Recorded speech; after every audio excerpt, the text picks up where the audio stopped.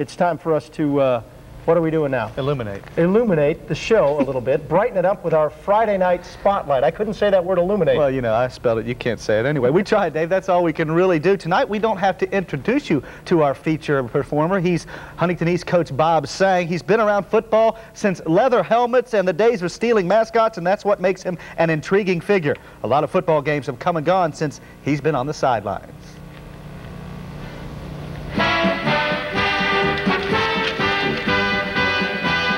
Don't even look for the Four Horsemen or the Galloping Ghost. Look for number 91, the center. It only figures that Bob Sang would be right in the middle of the action on a college football Saturday. Cam Henderson coached Marshall College would beat Ohio University that day in 1949. But little did Bob Sang know that he'd spend more time on this football field than any man alive. Bingo, bingo, bingo! They get first down. Sang has been prowling the sidelines at Fairfield Stadium for 25 years as coach of Huntington East. And ever since Cam Henderson packed up his chalkboard and retired from coaching, Sang has been carrying his legacy around. Believe it or not, we're using the same offensive line blocking that we used back when we were in college. We haven't changed a bit. Our trap is the same.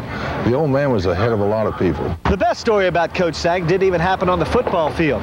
While he was in college, he was a night watchman at ACNF. And one night while on duty, he was shot. He ended up losing a kidney, and the thinking might have been that his football career was over. Well, not Coach Bob Sang. If a bunch of big, giant football players couldn't stop him, he certainly wasn't going to let one little old bullet do it either.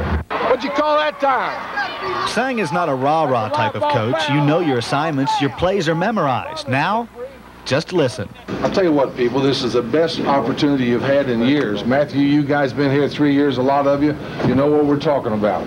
And this is our opportunity to get someplace else besides just Huntington. And that's what we want to do. Sang makes an impression on those with whom he's huddled over the years. The only coach that I still refer to as coach.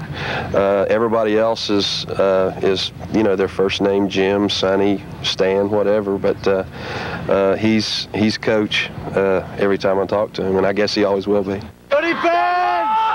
A lot of these kids say Sang is like a father to them. Grandson Benji Fuller means it. He treats me just like every other player on the team. And we got a great relationship, and he's been a great role model for me, and I don't know what I'd do without him. Sang is 67 years old now. Is he approaching the autumn of his coaching life? I wouldn't retire. I mean, they'll have to get rid of me. And then when they get rid of me, I'm going to take some of them with me. No, I want to stay in coaching. And as long as I'm healthy and as long as I can contribute, I'm going to stay. What a tremendous guy he is. And there is Coach Sang right there bringing out his team. And this one, a battle of the heavyweights, Huntington East against Milton. And early on, this is Mark Zaban, one of the better quarterbacks in the area, going across the middle to Matt Holbrook, my baseball coach's son in high school, Toby Holbrook. Look at Matt celebrating. He gets penalized there. That is a touchdown, though. Later, number 44, John Paul Short, right up the middle for another touchdown. Huntington East leads it now 14-0. Later on, you'll see number 9, Charles Abraham. Good back for the Huntington East Highlanders. He takes it around the side there, and look at him go. He goes in for the touchdown, and Huntington East remains undefeated. They shut out Milton tonight. Final score, Huntington East 21, Milton 0. Other scores now, Parkersburg South and Barboursville. This is real. I'm not joking. 75-28. It was 49-0 at halftime. Barboursville laid it on them. Well, hung more than half 100 on them, didn't they, Dave, tonight? Final score, 75-28. Now, Woodrow Wilson's Flying Eagles over the Logan Wildcats, 35-8. Morgantown, the Mohicans up against the Parkersburg Big Reds,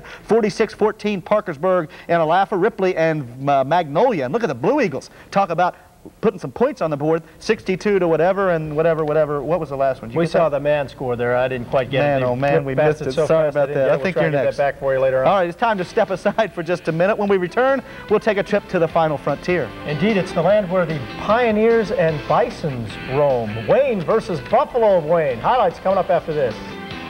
Field commander.